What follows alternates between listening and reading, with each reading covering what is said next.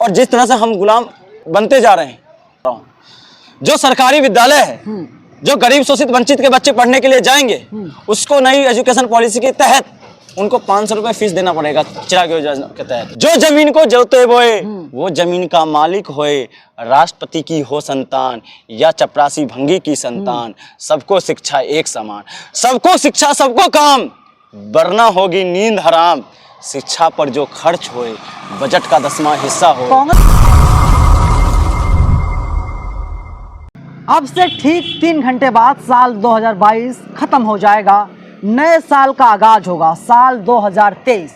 लेकिन हमने सोचा बातचीत करते हैं 2022 को लेकर के। जिस तरीके से देश के यशस्वी प्रधानमंत्री मोदी जी ने बड़ी बड़ी बातें कही थी, सबके पास घर होगा, घर में नल होगा, नल में जल होगा, इसके साथ ही डीजल पेट्रोल के दाम कम हो जाएंगे। हमारे साथ शर्मा जी हैं। मोदी जी ने बड़ी अच्छी अच्छी बातें कही थी और वास्तव हमारा देश जो है तरक्की कर रहा है, लेकिन फिर भी आप लोग मोदी जी सवाल पूछते रहते हैं, क्या दिक्कत है मोदी जी से? ये देश ना तरक्की आप जैसे मीडिया के लोगों के लिए कर रहा है।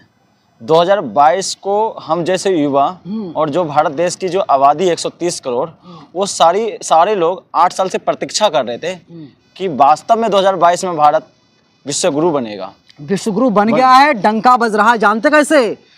अडानी साहब कभी दूसरे नंबर के, कभी तीसरे नंबर, कभी चौथे नंबर के दुनिया के सबसे अमीर आदमी बन जाते हैं, तो डंका बजाया उन्होंने। आप लोग वही गद्दार लोग हैं जो ये सवाल पूछने का काम नहीं करते हैं कि किस तरह से भारत देश में अमीरी और गरीबी की खाई बढ़ती जा रही है। आप तो अडानी की गुणगान कर रहे हैं, लेकिन किसानों और मजदूरों की क्या हालात है भारत देश में, उसके ऊपर सवाल करने का काम नहीं करते हैं मोदी सरकार से। आज किसान आत्महत्या कर रही है पूरे देश में, आज मजदूर अपने घरों में सुसाइड कर रही है कर्ज के तले, और एक तरफ अडानी दूसरे नंबर पर, तो उसकी वाहवाही कर रहे हो आप। ऐसा विश्वगुरु मुझे देश का नहीं चाहिए।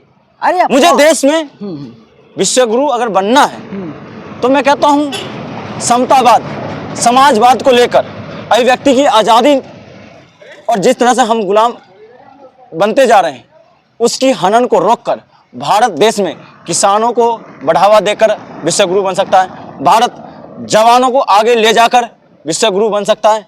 भारत शिक्षा पद्धति को आगे ले जाकर विश्वगुरु बन सकता है। भारत उद्यमियों को, सारे उद्यमियों को, एक अंबानी और अडानी नहीं है भाई साहब, हमारे देश में टाटा और बिरला, गोदरेज और ऐसे बहुत सारी कंपनियां हैं, जेपी ग्रुप, ऐसी बहुत सारी कंपनियां हैं जो कभी ना कभी विश्व में डंका बजा रही थी, और आज मात्र भारत में 2 ऐसी कंपनियां रह गई है जो विश्व में डंका बजा रही है, और भारत की स्थिति दुर्लभ पे दुर्लभ होती जा रही है। अरे मोदी जी ने छात्रों के लिए तो न्यू एजुकेशन पॉलिसी लेकर के आए हैं, और कोई किसान आत्महत्या नहीं कर रहा है। देश का सबसे बड़ा मुद्दा है पठान, जो फिल्म 25 तारीख को रिलीज होगी। आपने न्यू एजुकेशन पॉलिसी की बात करी आपने। हाँ। न्यू एजुकेशन पॉलिसी को आपने रेफरेंस पढ़ा? क्या है हकीकत, क्या है बताइए? मैं बता रहा हूँ क्या है। हरियाणा सरकार ने लागू भी कर दिया चिराग योजना, न्यू एजुकेशन पॉलिसी के तहत ही चिराग योजना को लाया। और न्यू एजुकेशन पॉलिसी में क्या है आपको पता है? जो पंचायत में सरकारी स्कूलों विद्यालय खोले गए थे कि जो सर्व शिक्षा अभियान का एक क्रांति लाई गई थी, उसको दबाने का काम इस न्यू एजुकेशन पॉलिसी में है। कैसे, मैं बता रहा हूँ।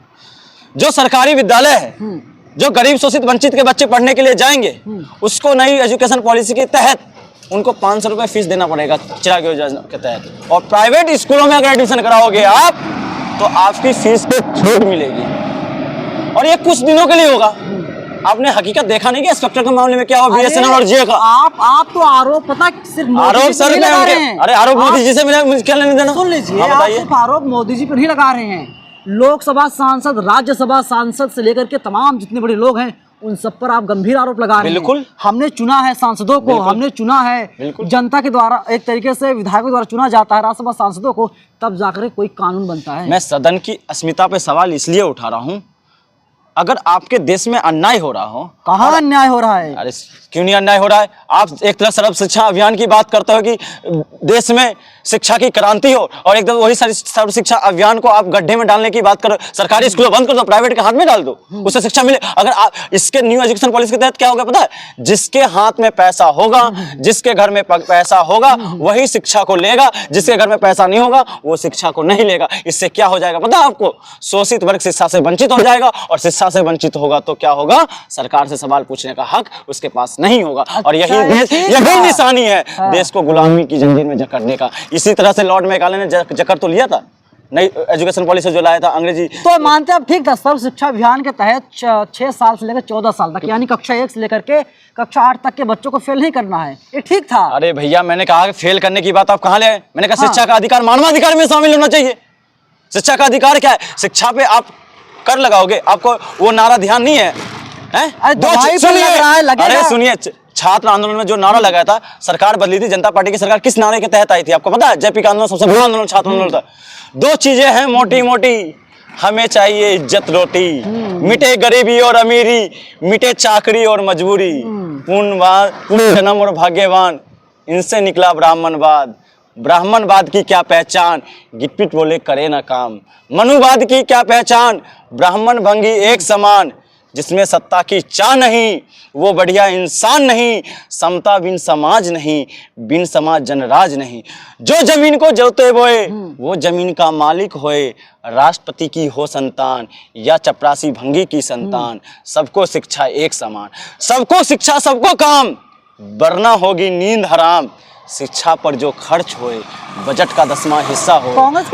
सुनिए, जो शिक्षा दे ना सके वो सरकार निकम्मी है, और जो सरकार निकम्मी है हमें वो सरकार बदलनी है। जिस तरह से ये शिक्षा को हत्या कर रही है ना, इस सरकार को बदलना ही पड़ेगा। जिस तरह शिक्षण संस्थानों को ये प्राइवेटाइज निजी हाथों में डालने का काम कर रही है, और शोषित वंचित वर्ग अपने छात्रवृत्ति के नाम, छात्र जो पैसे जो धन बननी है और वो शिक्षा को ग्रहण करके सरकार से सवाल पूछने है, अब उसको आवाज बंद करने का काम कर रही है। लेकिन हम जैसे युवा, हम जैसे जो छात्र है, जो विश्वविद्यालय में जो छात्र पढ़ने वाले, कितने हत्या करोगे आप?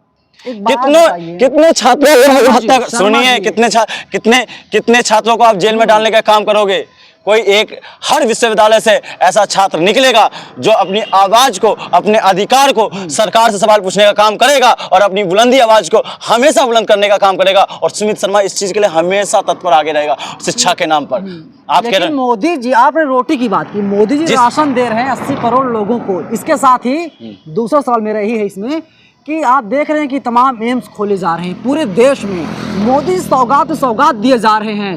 कल नया साल आएगा, अब से तकरीबन 3 घंटे बाद, तो कुछ ना कुछ मोदी जी देश को सौगात देंगे, तो आप लोग मोदी जी खिलाफ हैं? मोदी जी ने सौगात दिया था, तभी तो मेरे जैसे युवा और 130 करोड़ लोगों की उम्मीदें बने थे मोदी जी, तभी तो उन्हें प्रधानमंत्री बनाया गया था। अखबार सुनिए, अखबार पढ़ता एक अखबार को लेकर आप देश की जो हकीकत वो बयां कर देंगे क्या? और एक जो जिसके हाथ में माइक होता है और एक चैनल के माध्यम से हम देश की हकीकत को बयां कर देंगे क्या? है? आप मेरी बातों को सुनिए, आप कह रहे हैं ना क्या बात हकीकत है, इतनी सौगातें 2022 के अंदर ले आए मोदी जी। अरे भैया, मोदी जी ने ये कहा था कि मैं तो 100 स्मार्ट सिटी बनाऊंगा। हाँ, 100 स्मार्ट सिटी बनाऊंगा। कोई एक स्मार्ट सिटी जो विश्व के इंडेक्स में आया हो तो मुझे भी नाम काउंट करा दीजिएगा। बताता हूं, मोदी बनारस कभी गए हैं आप? अच्छा, बनारस भैया, विश्व बनारस गए कि नहीं गए? अरे बनारस में जाता हूँ, हाँ, सुनिए, बनारस में जाता हूँ, बनारस का कायाकल्प हो गया है, दिशा बदल गई है। अच्छा, और बनारस इतना बेहतर शहर है ना, कितना बेहतर, आप सोच नहीं सकते। अच्छा, सोच नहीं सकते तो विश्व इंडेक्स में उसका नाम क्यों नहीं आया बनारस का? है इंडेक्स में नाम 100 स्मार्ट सिटी का मतलब? अरे भैया, लोग तो बैंकॉक का नाम आ जाता है और अमेरिका के कई शहरों का नाम आ जाता है। सुनिए, आप देशद्रोही कैसे हो जाएंगे? मुझे भी चाहिए शंघाई वाला शहर, मुझे भी चाहिए टोक्यो वाला शहर, मुझे भी चाहिए बैंकॉक वाला शहर, मुझे भी चाहिए दुबई भी मुझे चाहिए, और न्यूयॉर्क भी चाहिए, वाशिंगटन भी चाहिए, लंदन भी चाहिए, मुझे तो भी चाहिए, और फ्री की रेवड़ी भी चाहिए। फ्री की रेवड़ी किसको कह रहे हो आप? फ्री की रेवड़ी? ये 80 करोड़ राशन दे, 80 करोड़ राशन क्या वो घर से दे रहे हैं क्या? वो भी तो फ्री की रेवड़ी। अरे राशन नहीं चाहिए। 18 घंटे काम करते हैं तब जाकर इतना रुपया आता है। अच्छा, 18 घंटे काम करते हैं तो सोते कम है, और 18 घंटे काम करने का नतीजा ये है कि सरकार देश गड्ढे में जा रहा है। तो मुझे ये 18 घंटे काम करने वाला प्रधानमंत्री नहीं चाहिए, मुझे वो 2 घंटे वाला काम करने वाला प्रधानमंत्री चाहिए जिसने आर्थिक स्थिति को सुधारा था, जिसने। अरे वो तो मनमोहन थे, वो तो बोल ही नहीं पा रहे थे। अच्छा, बोल नहीं पा रहे थे। जब उनको वित्त मंत्रालय में उनको जो पद मिला था और जो उनको कार्यभार मिला था, मैं पर्टिकुलर कांग्रेस की बात नहीं कर रहा हूँ, मैं मनमोहन सिंह जी की बात कर रहा हूँ, जिसको आपने कहा कि वो काम तो करते ही नहीं थे, उनकी बात कर रहा हूँ। 1992 में जो आर्थिक स्थिति भारत की आई थी, कैसी दयनीय स्थिति होगी थी आपको पता है? अरे उस वक्त गिरवी रखना पड़ा था भारत के। अरे भैया, मोदी जी के RBI को, मोदी जी के त्याग को मैं बताता हूँ। हाँ, त्याग बताइए। अभी कुछ दिनों पहले मोदी जी की माँ का दुखद निधन हो गया, ठीक है, और इसके बाद फिर क्या हुआ, मोदी जी ने अपनी माँ का दाह संस्कार किया, इसके बाद देश की सेवा में लग गए। वो मोदी जी हैं, ऐसा नहीं कि माँ मर गई तो 5 दिन तक वो क्रियाक्रम में लग जाए और कुछ काम ना सुनिए, करें। आप हमेशा मोदी जी पे लेकर क्यों जाते हैं? अरे हमारे सच्चे प्रधानमंत्री हैं हमारे देश के। सुनिए, आप मैं देश की राष्ट्रीय नीति पर बात कीजिए सदन में सारे, और मोदी जी की बात को, जो प्रधानमंत्री मोदी जी के अंतिम देहांत में जाते तो हैं, लेकिन जब वो हरी झंडी दिखाने के लिए जाते हैं तो वहाँ भी देश को मार्केटिंग करने के टाइम पे क्या करते हैं, वहाँ पे मोदी जी की माता जी का कोई कनेक्शन नहीं था, लेकिन उन्होंने माता जी के नाम पर पूरे देश को क्या करते हैं, इमोशनल करने का काम किया। क्या आप माता जी का अगर देहावसान हुआ, आप क्या, मैं भी उससे नहीं, उनसे उनको मैं शांति देता हूँ, मैं भी हूँ कि अरे प्रधानमंत्री जी की माता जी थी और 100 साल के माँ तो माँ होती है, इसलिए बीजेपी वाले कहते हैं मैंने कहा सबसे पहले देश है, उसके बाद परिवार है। मेरी सुनिए, योगी जी के पिता की मौत हुई, योगी जी वहाँ पर नहीं गए। मेरी बात, योगी जी के पिताजी की मौत हुई, योगी जी नहीं गए, उसको आप मार्केट में मत लीजिए। योगी जी ने, आपको हकीकत पता है, अर्पणा बिष्ट उनके परिवार से नहीं आती है क्या? अर्पणा बिष्ट उनके परिवार से नहीं आती है क्या? और मोदी जी, प्रहलाद मोदी उनके परिवार के सदस्य, उनके छोटे भाई नहीं है क्या? और अब बात रही आपको हकीकत की, बता रहा हूँ, मार्केटिंग करने से कुछ नहीं होता। मैं मोदी जी की विरोधाभास नहीं, मोदी जी के विचारधाराओं का, मातृ प्रेम आपका भी है, मेरा भी है, मेरे लिए भी है, तो वो विचार, मेरी मोदी जी से विचारधाराओं की लड़ाई है, मेरी मोदी जी से रणनीति पे लेकर सवाल है। मेरी मोदी जी का सवाल ये है कि जो आप योजना ला रहे हैं, वो योजना तो बहुत अच्छी है, लेकिन धरातल पे जो रहा है उसकी कमान आपके हाथ में है, उसके प्रधान आप है, और प्रधान आप है तो सवाल आपसे पूछा जाएगा। मैं मान लूं विचारधारा की बात आपने की, तो क्या कांग्रेस की भाषा बोल रहे हैं? आपकी मुंह जुबान है वो कांग्रेस जुबान है? मेरी कांग्रेस की जुबान अगर होती तो मैं 2012 आंदोलन में कांग्रेस की इतनी बड़ी पूरा देश खड़ा ना हो गया होता, और कांग्रेस की सत्ता 2014 में जाती नहीं। मेरी कांग्रेस की बोली कैसे हो जाएगा आपके? क्या मैं बात कर रहा हूँ योजनाओं को लेकर। लोग आरोप लगाते हैं कि अरे किसी के आरोप कांग्रेस से आता है। अरे आरोप प्रत्यारोप से क्या सुमित शर्मा कांग्रेसी हो जाएगा क्या? आरोप प्रत्यारोप से क्या सुमित शर्मा किसी राजनीतिक पार्टी का एक नुमाइंदा हो जाएगा क्या? सुमित शर्मा इस देश का नागरिक है, और इस देश के नागरिक होने के नाते सुमित शर्मा का फर्ज बनता है सरकार से सवाल पूछने का। जो सरकार जो नीति को लाती है, उस नीति पर सही तरीके से काम नहीं होता है, तो उस पे सवाल उठाने का काम देश के युवाओं के हित के लिए सुमित शर्मा हमेशा सवाल उठाता है। एक व्यूअर्स ने कमेंट किया था, उसने कहा कि क्या सुमित शर्मा को और अनुराग को डर नहीं लगता कोई गोली मार देगा या कोई कुछ और कर देगा, या नौकरी चली जाएगी? मैं उन लोगों से डरूंगा जो ये नारा लगाते हैं, अन्ना वाले, उसको, उस वर्ड को गोली मारो डैश डॉट डैश हैं, जूता मारो डैश। अनुराग ठाकुर हैं, उसमें अश्विनी उपाध्याय हैं, तमाम ऐसे नेता। अच्छा ये बताइए, भारतीय जनता पार्टी में ऐसी कौन सी विडंबना आ गई अभी है जो भारतीय जनता पार्टी को खड़ा किया था? मैं भी तो भारतीय जनता पार्टी का पहले समर्थक था, लेकिन उनकी विचारधाराओं को किस बात से समर्थक था? मुझे लगा यार ये सारी योजनाएं जो बता रहे थे, digital India, skill India, make in India, और इसके बाद ये सारी चीज़ें, हर घर छत होगा है, और घर घर शौचालय होंगे, 2 करोड़ लोगों को रोजगार मिलेगा, 100 स्मार्ट सिटी होंगे, तो मैं भी था। लेकिन जब ये योजनाएं नहीं आई तो मैं भी कहा यार ये तो विचारधारा, जिस विचार से सरकार सत्ता में आई वो विचार से भरते, उस वही का कारण है कि वरुण गांधी जी, उमा भारती जी, मुरली मनोहर जोशी जी, नितिन गडकरी, इकलौता मंत्री, मैं भी दिल से मानता हूं, सड़क परिवहन मंत्री, और सड़क के मामले में आपने देखा भी कार्य बहुत अच्छा हुआ है, और वो प्रधानमंत्री के दावेदार थे। मोदी जी के एक मंत्री हैं नितिन गडकरी साहब, उनकी तारीफ कर रहे हैं, नागपुर से आते हैं। मैंने क्या कहा? जो गलत है सही। जो साध्वी प्रज्ञा ठाकुर हैं बहुत अच्छी हैं, वो भी अच्छा जिनको तो बचा रही हैं। प्रज्ञा ठाकुर 2008 में मालेगांव बम ब्लास्ट की आरोपी है। आरोपी दोषी में बहुत अंतर होता है। अरे सर, आरोपी का कोर्ट ने दोषी नहीं ठहराया। अच्छा, कोर्ट ने दोषी नहीं ठहराया तो जेल में किसने डलवाया था? कांग्रेस। आरोप लगेगा कोई भी जेल में चला जाएगा। अरे भैया, अमित शाह वो जेल में गए हुए थे। अरे बरी नहीं हुई है, अभी उच्चतम न्यायालय में अभी भी है, स्टे पे है। तो आप अमित शाह भी बोलेंगे इसी तरीके से? अमित शाह की हकीकत आपको नहीं पता है क्या? क्या बताइए? अमित शाह की हकीकत आपको नहीं पता है? अरे देश तरक्की कर रहा है, पुलिस, दिल्ली पुलिस उनके हाथ में है, अरे भैया उनके हाथ में है, गृह मंत्रालय है, यही तो देश की विनम्रता है। सौभाग्य है, विडंबना मत विडंबना करो, बताऊं सौभाग्य मैं? है अरे देश का। भैया, एक गैंगस्टर को आप गृह मंत्रालय दे दोगे? एक गलत बात है, सुप्रीम कोर्ट ने क्लीन चिट दे दिया। अरे भैया, आपके लिए हो सकता है, क्लीन चिट किसने दे दिया? हकीकत आप अगर सरकार सबसे बड़ी अदालत है देश की। अरे सुनिए मेरी बातों को, अपनी बात में मत हमेशा आगे रखिए। यही तो दिक्कत है आज भारत की मीडियाओं की, कि जो आम जन अगर सवाल पूछने का सवाल करता है तो उसको दबा दिया जाता है। अमित शाह की हकीकत आपको पता है क्या है? अगर जांच पड़ताल अगर भारत सरकार सही से कर ले, और मैं कह रहा हूं आज से नहीं, जब से 1980 के दशक से बात कर रहा हूं मैं, 80 के दशक से बात कर रहा हूं, जब वो छोटे से कार्यकर्ता कहते हैं, और उस टाइम उन पे कितने गैंगस्टर एक्ट लगे हुए थे उनके शहर में, वहां से फाइलें निकाली जाए। और उसके बाद उन्होंने मोदी जी के लिए कितना, उन्होंने प्रवीण तोगड़िया, जितने हिंदू संगठन थे उनके लिए, जो मोदी जी से आगे बढ़ने का काम करते थे उनको मरवा देते थे।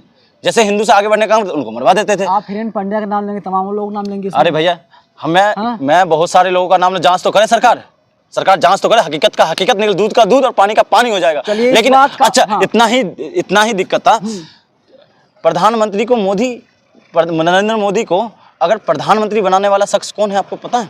भाई उन्होंने मेहनत किया है। नहीं, शख्स कौन है? नाम किसने लाया था? 2013 के अधिवेशन, गोवा अधिवेशन में नाम किसने लाया था? राजनाथ सिंह जी लाए थे। बताइए। लाए थे। उस राजनाथ सिंह को अपने दूसरे कार्यकाल में सीधा पीछे कर दिया और उस गैंगस्टर को आगे ले आए, इतना बड़ा, जो 12वीं के बाद इंटर करने की बात करता है। उनके पास इतने बड़े मंत्री हैं। अरे भैया, राजनाथ, मैंने कहा तो रहा हूं, जो अच्छे मंत्रालय, मैंने कहा नितिन गडकरी का भी बुराई करा मैंने। अगर आज भारतीय जनता पार्टी की अगर कोई कार्य का अगर कभी भी जिक्र हो रहा है ना, तो एक ही चीज का हो रहा है, सड़कों का हो रहा है, परिवहन मंत्रालय का हो रहा है, और नितिन गडकरी को आपने पीछे कर दिया। राजनाथ सिंह को काम डिफेंस में, गृह मंत्रालय में बहुत सारे पहले कार्यकाल में अच्छा काम किए, उनको आपने डिफेंस में भेज दिया। आपने किस किस को नहीं भेजा मुझे तो पता। कहीं ऐसा बताओ कितने जिसने भारतीय जनता पार्टी को भारतीय जनता पार्टी बनाया, आप उसको तो धकेल दिए।